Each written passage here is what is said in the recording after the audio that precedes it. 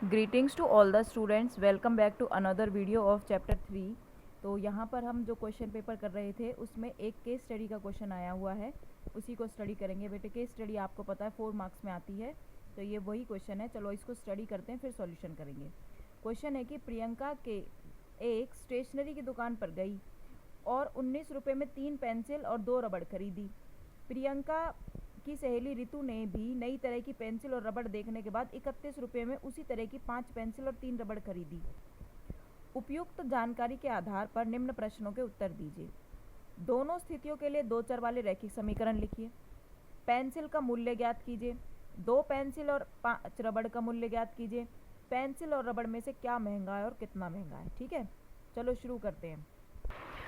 तो देखो मैंने यहाँ पर लिख लिया है कि माना एक पेंसिल की कीमत x रुपये है और एक रबड़ की कीमत कितनी है y रुपये। ठीक है, तो इसलिए अब हम पहला पार्ट सॉल्व करेंगे। पहले पार्ट में बोला था कि दो जो सिचुएशन दी गई है उसमें आपको समीकरण बनाकर दिखाना है।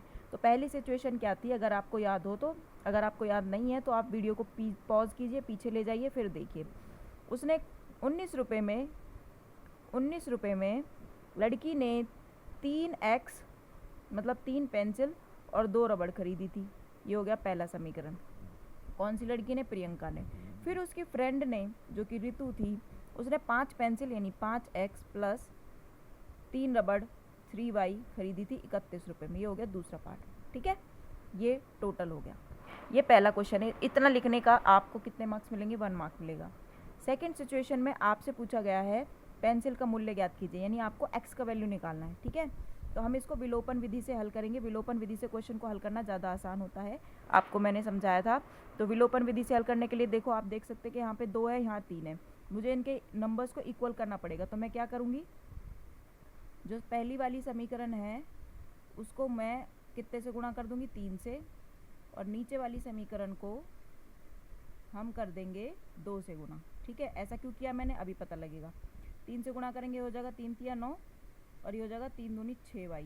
ठीक है, और 19 तिया होता है 57। अच्छा, इधर करेंगे तो 5 दूनी 10x प्लस 6y, 2 एकम 2, 3 दूनी 6। अब आप देख सकते हो ये भी 6y हो गया, ये भी 6y हो गया। पहले ये अलग अलग थे इसलिए हम इन्हें कैंसिल नहीं कर पा रहे थे। अब आसानी से कर देंगे क्योंकि इनके निशान सेम है, तो इन्हें घटा देंगे। 6y में से 6y सब्ट्रैक्ट हो जाएगा। 9x में से 10x सब्ट्रैक्ट करोगे तो क्या आएगा? माइनस का 1x। और 62 में से 57 घटाओगे तो क्या आएगा? इधर घटा के देख लेते हैं। 12 में से 7 गए 5, ये आएगा माइनस का 5। यानी x का वैल्यू क्या हो गया? 5। इसका मतलब पेंसिल की कीमत कितनी आ गई? 5। तो हमारा सेकंड ऑप्शन भी सॉल्व हो गया है। पेंसिल की कीमत कितनी आ गई?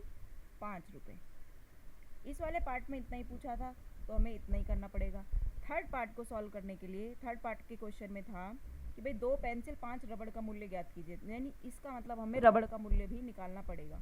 रबड़ का मूल्य निकालने के लिए यानी y का वैल्यू निकालना है। x का वैल्यू किसी भी एक समीकरण में पुट कर दो।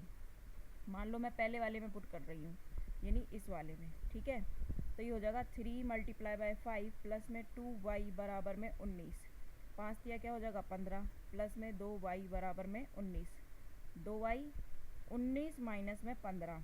ठीक है, कितना बचेगा? 4। 1y 4/2, यानी आपके पास y का मान कितना आ जाएगा? 2। रबड़ का वैल्यू कितना हो गया बच्चे? 2 रुपये।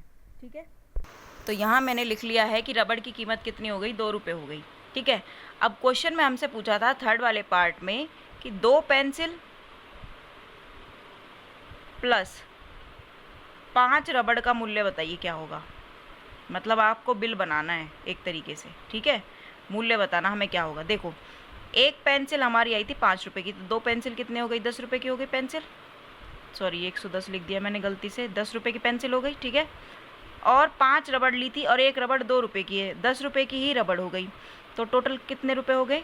यानी यहाँ मूल्य हम कितना लिख सकते हैं? कुल कीमत कितना हो गया? 10 रुपये तो पेंसिल के, 10 रुपये रबड़ के, तो कितने हो गए? 20 रुपये आंसर हो गया। ठीक है, ये था इजी। चलो अब आपको बताना है पेंसिल मतलब चौथा पार्ट था जो थर्ड वाले के अथवा में था। पेंसिल और रबड़ में से क्या महंगा है और कितना महंगा है। ठीक है, देखो एक पेंसिल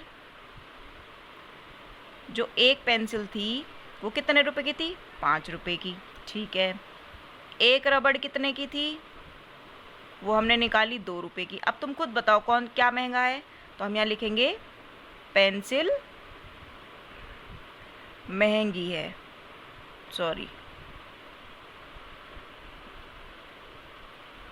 कितनी महंगी है? 3 रुपए। 3 रुपए महंगी है।